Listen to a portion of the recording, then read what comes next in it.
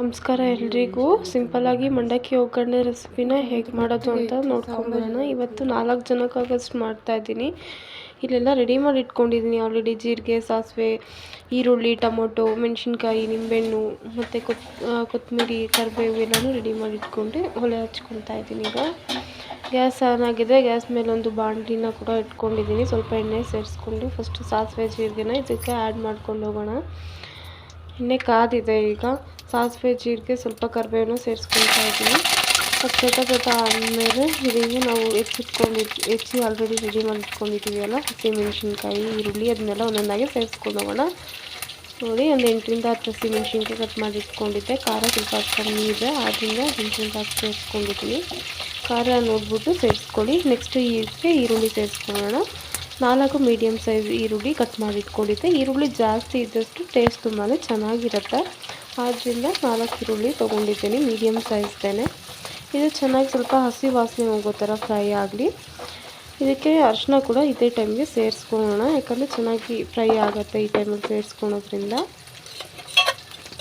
ಈಗ ಸ್ವಲ್ಪ ಫ್ರೈ ಆಗ್ತಾಯಿದೆ. ಒಂದು ಸ್ವಲ್ಪ 1/4 ಟೀ ಸ್ಪೂನಷ್ಟು ಅರಿಶಿನ ಪುಡಿನ ಸೇರಿಸ್ಕೊಂಡಿದ್ದೀನಿ. ಸ್ವಲ್ಪ ಫ್ರೈ ಆದಮೇಲೆ ಇದಕ್ಕೆ 2 ಮೀಡಿಯಮ್ ಸೈಜ್ದು ಟೊಮೊಟೊ ತೊಗೊಂಡಿದ್ದೀನಿ. ನಿಂಬೆಹಣ್ಣು ಕೂಡ ತೊಗೊಂಡಿರೋದ್ರಿಂದ ಹುಳಿಗೆ 2 ಸಾಕಾಗತ್ತೆ.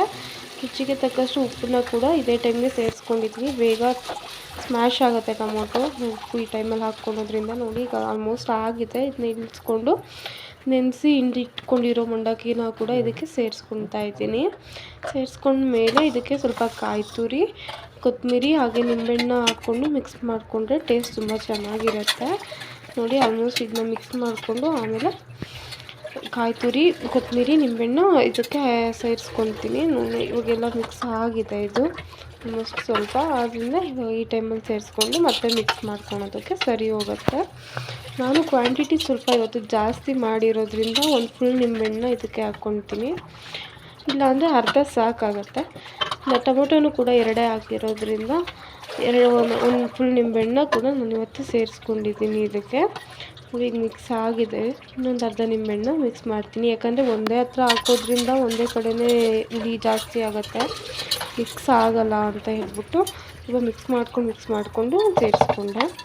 ಓಕೆನಾ. ಈಗ ನೋಡಿ, ಕೈಯಲ್ಲೇ ಕಲಿಸ್ಕೊತಿದ್ದೀನಿ, ಯಾಕಂದರೆ ಹುಳಿ ಉಪ್ಪು ಕಲಿಯೋದಿಲ್ಲ ಅಷ್ಟು ಕ್ಲೀನಾಗಿ, ಒಂದೇ ಕಡೆ ಹಿಡ್ದಂಗೆ ಆಗಿಬಿಡತ್ತೆ.